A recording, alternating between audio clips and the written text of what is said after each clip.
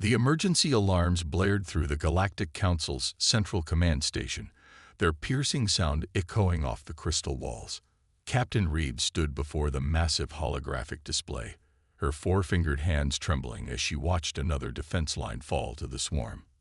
"They've broken through Section 7, one of her officers reported, voice shaking.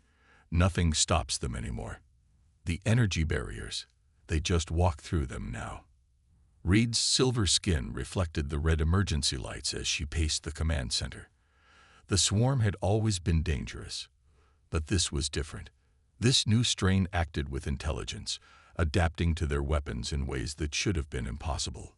"Show me the casualty reports," she ordered, her large eyes scanning the incoming data. 3 colony worlds lost in the past week. Millions dead. The swarm didn't just kill. It consumed everything in its path, turning organic matter into more of itself. An elder council member floated into the room, his ceremonial robes dragging on the floor. "Captain Reed, the council demands answers. How did our defenses fail?" Reed played back the battle footage. "The swarm has evolved, sir. Our energy weapons barely scratch them now. Their outer shell adapts to whatever we throw at them. Even our strongest weapons just." She gestured at the screen where a massive energy blast simply rippled across the swarm's surface. "Bounce off." "There must be something," the elder insisted.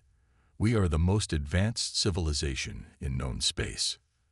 That's when Reed remembered something, a classified file she wasn't supposed to know about. Years ago, during her first assignment, she had accessed records about a quarantine planet, a world so dangerous it was classified as Death Zone 9. "Sir," she said slowly, "what if being advanced is our problem? What if we need something less sophisticated?" The elder's skin paled. "You're not suggesting Earth," Reed said firmly. "We need a human." The word sent a ripple of shock through the command center. Earth was forbidden for a reason. Its high gravity, extreme weather, and deadly wildlife had produced a species that the Council considered too dangerous to contact. Humans could survive radiation levels that would kill most species. They could break bones and heal. They ate poison for pleasure and fought for fun. "Absolutely not," the elder declared. "Humans are barbaric.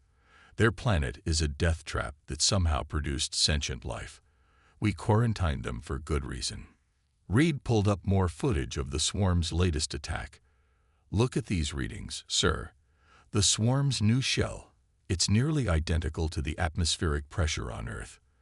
They've evolved to withstand conditions that would crush most species, conditions that humans live in every day."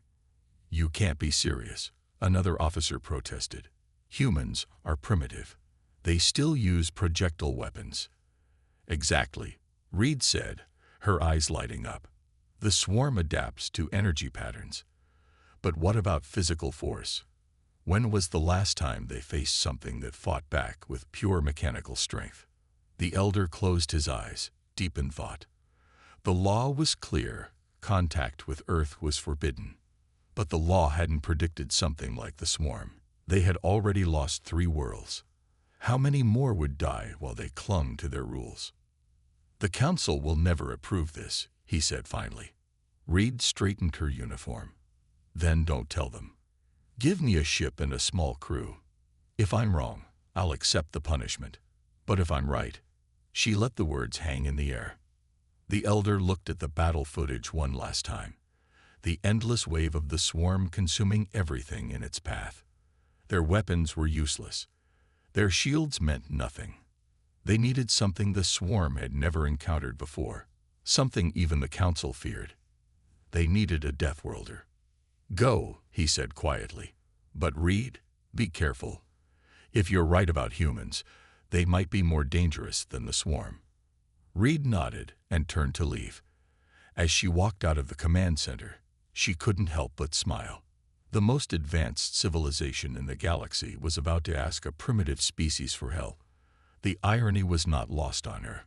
Little did she know, this decision would change the galaxy forever. The small council ship dropped out of hyperspace at the edge of Earth's solar system. Captain Reed watched the blue-green planet grow larger on the view screen, trying to hide her nervousness from her crew of 5. Radiation levels are extremely high, the ship's science officer reported, his tentacles wavering in concern. The gravity is crushing. The atmosphere is thick with pollutants. How does anything survive here? That's exactly why we're here, Reed replied, checking their stealth systems. They had to be careful. Earth's primitive technology shouldn't be able to detect them, but humans had surprised the galaxy before. Their ship passed a crude satellite network and entered the atmosphere. The vessel shuddered violently, making the crew grab their safety harnesses. Earth's gravity pulled at them uncomfortably, making even simple movements difficult. Look there, Reed pointed at the surface displays. They were passing over something called New York City. Massive structures of steel and concrete reached toward the sky. Millions of humans moved through the streets below, going about their lives in what the council considered a death zone. Impossible, whispered the medical officer, staring at her readings. They're just walking around. In this gravity. In this air. She adjusted her instruments. And their bodies, the muscle density, the bone structure. They're built like living tanks. Reed directed their ship toward a less populated area, following the coordinates she'd found in the classified files. They needed someone specific, a human with military training and survival skills. The files had pointed her to a training camp in a region called Montana. They landed in a forest clearing as night fell. Earth's massive moon cast strange shadows through the trees. The crew stepped out in their environmental suits, immediately staggering under the planet's crushing gravity. How do they move so fast in this? One officer gasped, taking careful steps. A distant howl made them all freeze. What was that? Local wildlife, Reed said, checking her scanner. Remember, on Earth, even the herbivores can be deadly. Stay alert.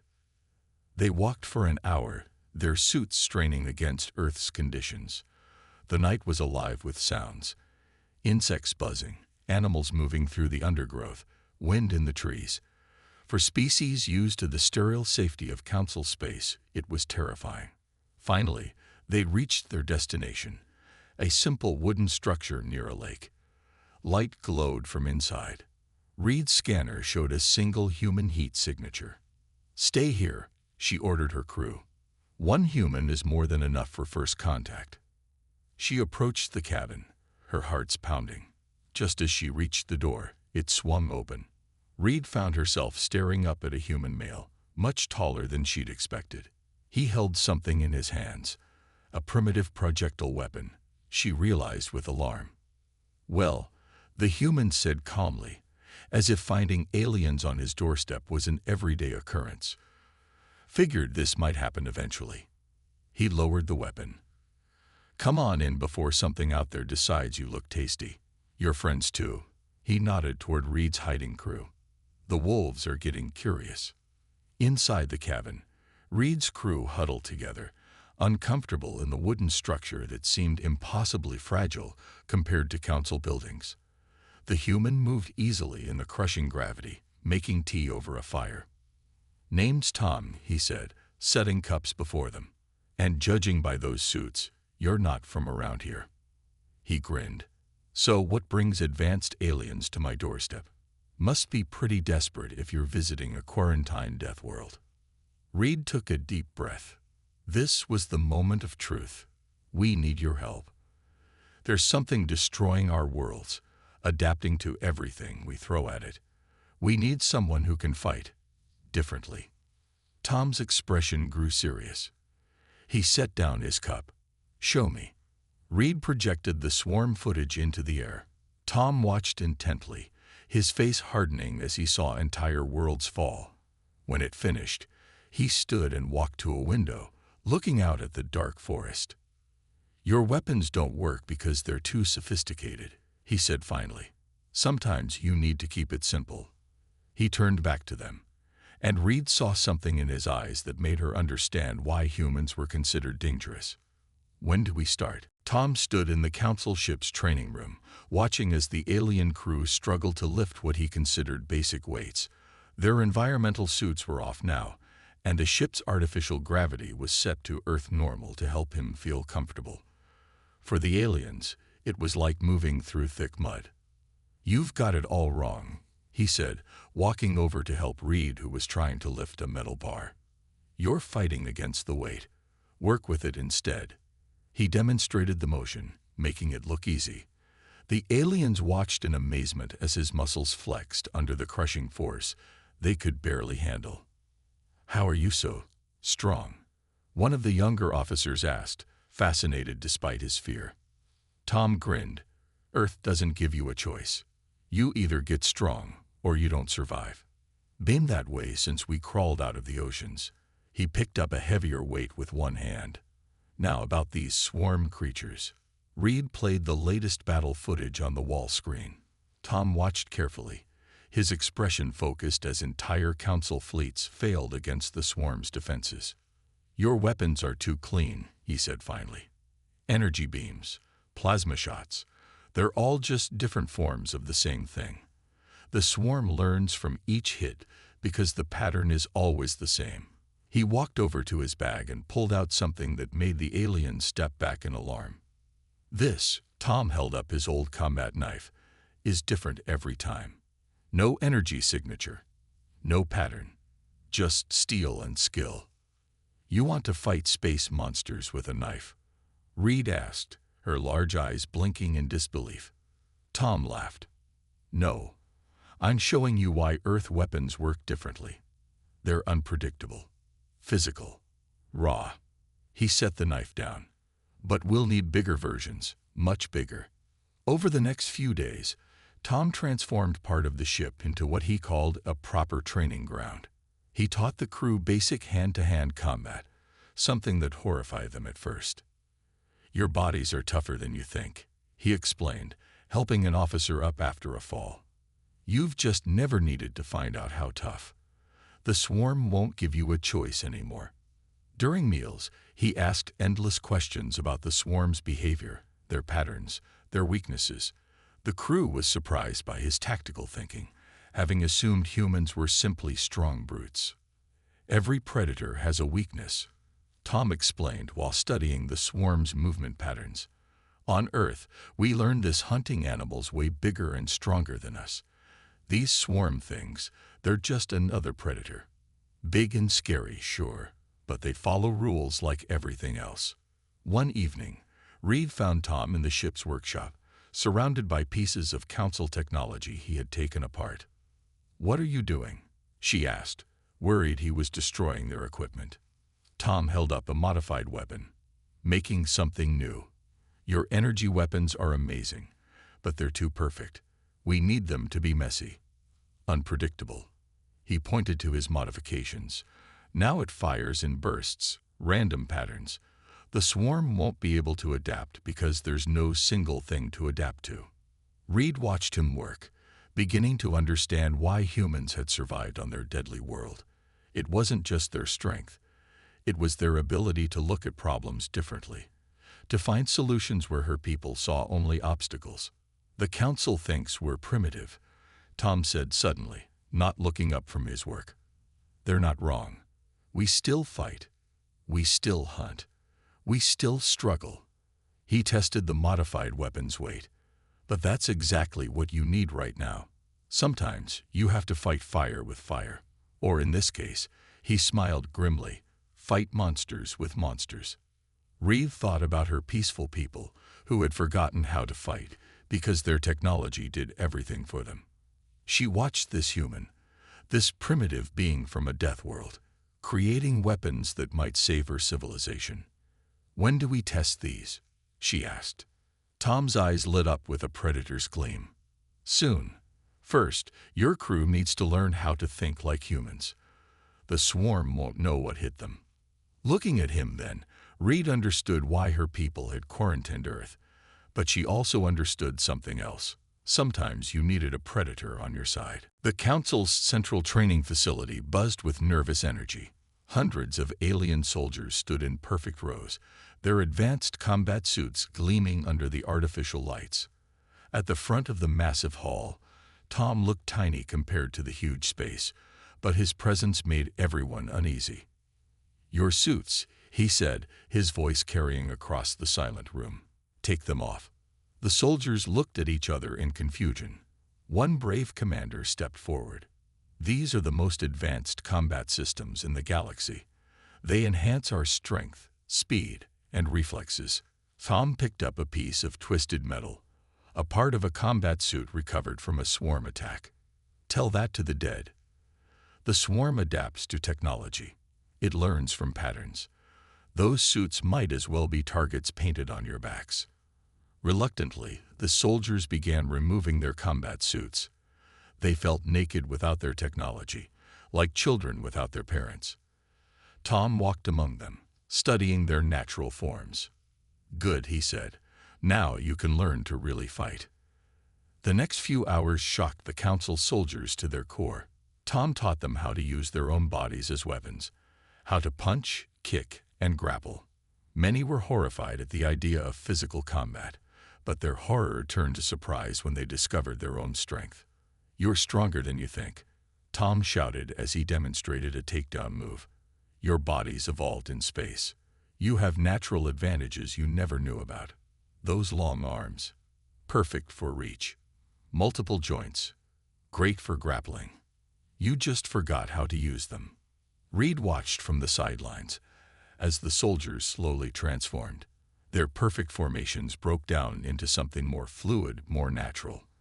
They stopped relying on targeting computers and started trusting their instincts. "This is barbaric," one council member whispered to her. "We're becoming like survivors." Reed finished. "Look at them. Really look." The council member watched as a group of soldiers practiced with simple metal staffs. Primitive weapons by their standards, but their movements were becoming faster, more confident. They were learning to think without computers telling them what to do. Tom moved through the groups, making corrections. "Stop thinking so much," he called out. "The swarm won't wait for you to calculate the perfect angle. Feel the movement. Trust your body." In another corner, soldiers learned to use their environment. Tom had built obstacle courses that forced them to climb, jump, and crawl. Many complained at first, but soon they were discovering abilities they never knew they had. "Your ancestors survived in space," Tom reminded them. "They built this civilization with their own hands before they had all this technology. That strength is still in you." By the end of the day, the training hall was a mess. Soldiers lay exhausted on the floor, their bodies aching in ways they'd never experienced. But something had changed. There was a new light in their eyes, a primitive spark that had been dormant for generations. Tom stood before them one last time. "Tomorrow will be harder," he warned. "We'll start working with the modified weapons. Remember what you learned today. Technology is a tool, not a crutch. The swarm adapts to patterns, so we'll become chaos itself." As the soldiers filed out, Reed approached Tom. "They're changing," she said. "It's like watching evolution in reverse." Tom shook his head. "Not reverse. Forward. Your people reached for the stars and forgot what got them there in the first place. The will to survive, to fight, to adapt." He looked at his hands, calloused from years of survival training. "The swarm is forcing you to remember." Reed watched the last soldiers leave, noticing how differently they moved now. More aware, more alive. "Will it be enough?" "It has to be," Tom said grimly. "Because the swarm is coming, and all the advanced technology in the galaxy won't stop it. But a few thousand angry primitives just might." Looking at the transformed training hall, Reed understood that they weren't just learning to fight. They were relearning what it meant to be truly alive in a dangerous universe. And maybe, just maybe, that was exactly what they needed. The colony world of Haven shimmered like a blue jewel in space. Tom stood on the bridge of the Council flagship, watching the swarm approach on the main screen. Their black mass blocked out the stars, moving like a living cloud of death. "They're here," Reed announced, her voice steady despite her fear. Around them, Council soldiers stood at their posts without their usual combat suits, wearing only light armor modified to Tom's specifications. "Remember your training," Tom said into the ship-wide comm. "No energy weapons until I give the signal. Stick to the kinetic launchers." The fleet waited in silence. This was different from their usual tactics. No preemptive strikes, no defensive barriers, just waiting, letting the enemy come to them. Many of the council officers found it nerve-wracking, but months of Tom's training had taught them patience. "Look how they move," Tom pointed at the screen. "See those patterns? They're expecting our usual attacks. They're ready for energy weapons, ready for our standard tactics." He smiled grimly. But they've never faced shotguns in space before. The swarm struck first, sending waves of smaller creatures against the fleet. Instead of firing energy beams, the council ships launched clouds of metallic pellets, simple pieces of metal moving at incredible speeds. The effect was devastating. The swarm creatures, used to deflecting energy weapons, had no defense against thousands of tiny physical impacts. Their bodies were torn apart by the primitive but effective weapons. "Now," Tom shouted. "Second wave, launch the modified torpedoes." The fleet fired their new weapons, council torpedoes stripped of their energy warheads and packed instead with what Tom called good old-fashioned explosives. The blasts created chaotic, unpredictable patterns that the swarm couldn't adapt to. "They're breaking formation," Reed called out, excitement in her voice. We've never seen them retreat before." Tom grabbed the comm. "All units, push forward. Remember your drills. Random patterns, no repeated attacks. Don't let them learn your moves." The council fleet surged forward, their ships moving in ways that broke every rule of proper space combat. They flew erratic paths, fired weapons at seemingly random intervals, and used maneuvers that their training computers would have called illogical and inefficient. But it worked. The swarm, faced with chaos instead of order, began to fall apart. Their strength had always been in adapting to patterns, but there were no patterns here to adapt to. "Ground teams, move in," Tom ordered. The soldiers they trained landed on Haven's surface, engaging the swarm creatures that had already reached the colony. Instead of relying on energy rifles, they used primitive but effective weapons. Pneumatic guns firing metal slugs, simple explosives, and even melee weapons for close combat. From the bridge, Tom and Reed watched the battle unfold. The council soldiers moved like warriors now, using their natural abilities in ways they'd forgotten they could. They'd fought smart but dirty, using the environment, working in unpredictable teams, breaking every rule of proper military engagement. "Look at them," Reed said softly. "They're fighting like humans," Tom finished. "No, they're fighting like survivors. Every species knows how. Deep down, they just need to remember." The battle lasted hours, but when it was over, Haven still stood. For the first time in the war, the swarm had been driven back. The cost was high. Ships were damaged, soldiers were injured, and the colony had taken heavy damage. But they had won. In the aftermath, Tom stood in the colony's main square, watching council medical teams treat the wounded. Despite their injuries, the soldiers moved with new confidence. They had faced humanity's worst nightmare, pure, physical combat, and survived. "The swarm will adapt," Reed said, joining him. "They always do." Tom nodded. "Of course they will. But now we know something important." He looked at the tired but proud faces of the council soldiers. "We can hurt them. We can beat them. And next time," he grinned, "we'll have even more tricks to show them." The victory at Haven marked a turning point in the war. The council had learned that sometimes the old ways, the primitive ways, were the best. But more importantly, they had remembered how to be dangerous. And in a galaxy facing extinction, being dangerous was exactly what they needed to be. 3 months after the victory at Haven, the war had changed. The swarm was learning, adapting in ways no one expected. Tom stood in the command center of the Council's main battle station, watching reports from across the galaxy. "They're using our own tactics against us," Reed said, her voice tight with worry. The screen showed swarm creatures moving in chaotic patterns, attacking in unpredictable waves. "They've learned from our victory at Haven." Tom's face was grim. "That's what makes them scary. They don't just adapt their bodies, they adapt their strategy." He pointed to a battle replay where swarm creatures used debris as makeshift projectiles. "See, they're copying our kinetic weapons." Emergency signals flashed across the screens. A council colony called Hope's End was under attack. But this assault was different. The swarm wasn't just attacking, it was hunting. "All ships, move to Hope's End," Tom ordered. As the fleet jumped to hyperspace, he studied the colony's information.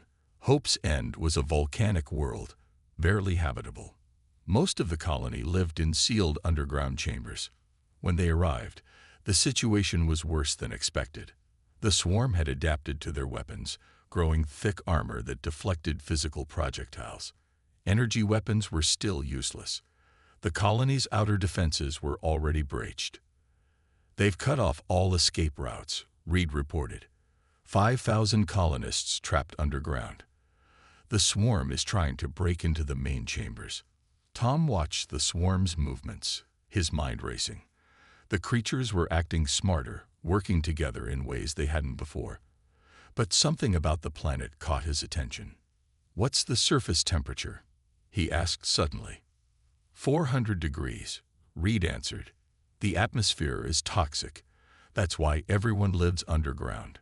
Tom's eyes lit up with a dangerous idea. "The planet's trying to kill everyone," he said. "So let's help it." His plan horrified the council officers. It was reckless, primitive, and completely against all their military doctrine. It was also their only chance. "Break the seals," Tom ordered. "All of them. Flood the underground chambers with the surface atmosphere." "But the colonists," Reed started, "are in sealed emergency shelters," Tom finished. "The swarm isn't. They did it. They broke open the colony's environmental seals. Superheated toxic air rushed into the underground chambers. The swarm creatures, for all their adaptations, couldn't handle the sudden change. The heat melted their armor. The poison ate through their bodies. Now," Tom shouted, "all ground teams, full assault. They're vulnerable." Council soldiers, wearing sealed suits, poured into the chambers. They fought through the superheated air, engaging the weakened swarm in close combat. It was brutal, primitive warfare, exactly what the Council had always feared. But it worked. The swarm, caught between the toxic atmosphere and the attacking soldiers, began to fall. Their adaptations, designed to counter specific weapons, couldn't handle the planet itself being used as a weapon. In the command center, Reed watched the battle turn. "We're winning," she said in disbelief. "But the colony will need rebuilding," Tom nodded. "But the people will survive. Sometimes you have to break things to save them." The battle for Hope's End became a turning point. The swarm had adapted to their weapons, but Tom had shown them something new: how to use environments as weapons. It was a lesson straight from Earth's history. Later, as cleanup crews worked to reseal the colony, Tom stood in the command center, looking at reports from other battles.